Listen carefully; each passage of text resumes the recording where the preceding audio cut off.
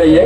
मैं अपना काम धीरे धीरे जल्दी जल्दी निपटाना चाहता हूँ। अभी जिन्होंने बहुत सुंदर भगवान बुद्ध की वंदना प्रस्तुत की, आदरणीय रीना जी कैमूर से हमारे पीछे हमारी सीजन पाठशाला की सदस्य हैं, और आज बाबू जगदेव जी के ऊपर बहुत सुंदर इन्होंने कविता लिखी है।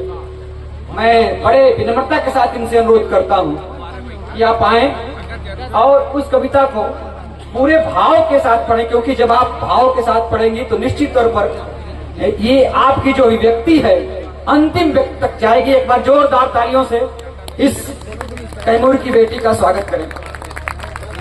आप सबके मैं जगदेव बाबू का जो पूरे जीवन गाथा है उसकी प्रस्तुति देने जा रही हूँ।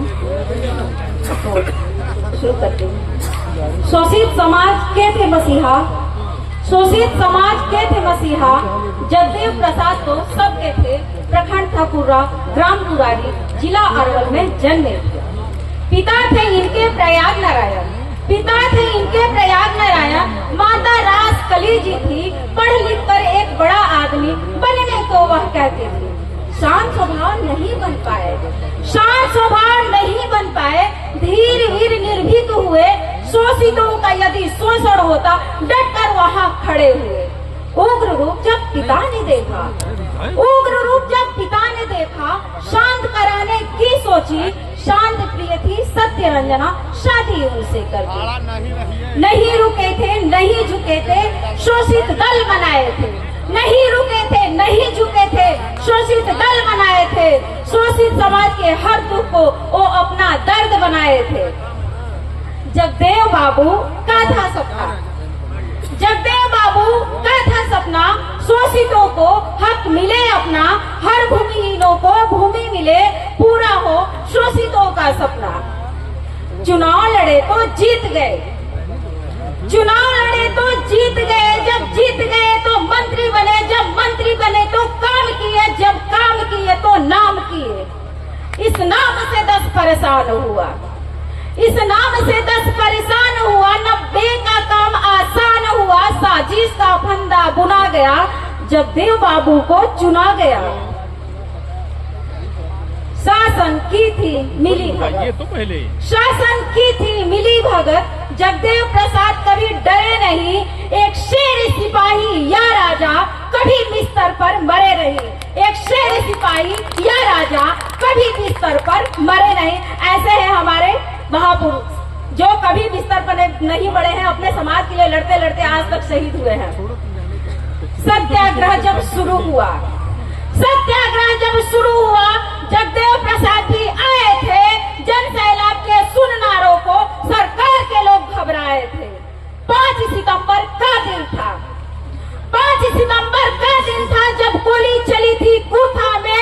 पहली गोली पैरों में लगी, दूसरी लगी थी गर्दन में। कितनी लाठी खाई हमने, हम पर कोड़े बरसाए गए। जब गोली लगी प्रशासन की, जगदेव बाबू तो मारे गए। गर्दन की गोली बेध गई, गर्दन की गोली बेध गई। शोषित समाज के नेता को शासन प्रशासन ने मार दिया, भारतवर्ष के बेटा को। गर्दन की गोली बेध गई, शोषित समाज के नेता को शासन प्रशासन ने मार दिया, भारतवर्ष के बेटा को। जगदेव थे जन्मे जिस स्कूल में, जगदेव थे जन्मे जिस स्कूल में, उस स्कूल में मैं जन्मी हूँ। था सपना उनके जीवन का, वह सपना अपनी रखती हूँ। जगदेव थे जन्मे जिस स्कूल में, उस स्कूल में मैं जन्मी हूँ।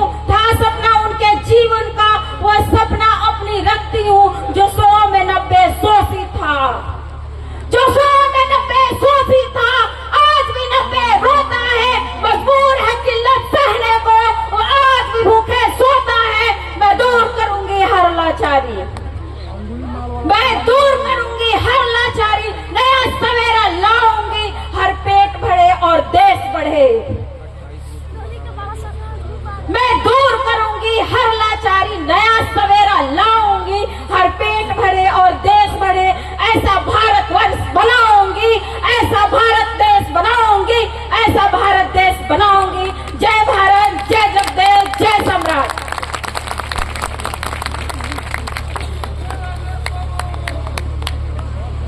ऐसा है, 2 कवि एक और बस हैं, 5 दूनी 10 मिनट बैठ जाइए। अरे बैठिए तो, कहां पर है तो उसको उड़ा दीजिए, हमसे बात हुई है उनसे। बहुत सुंदर, उससे ज्यादा दादा आप कहां पर हैं, इनको उनको उड़ाइए भाई, अभी इनको बहुत देर लंबे तक ले जाना है। बैठिए बैठिए। बहुत सुंदर कविता इन्होंने पढ़ी। देखिए, जो चैनल बना हुआ है उस चैनल के हिसाब से काम हो रहा है।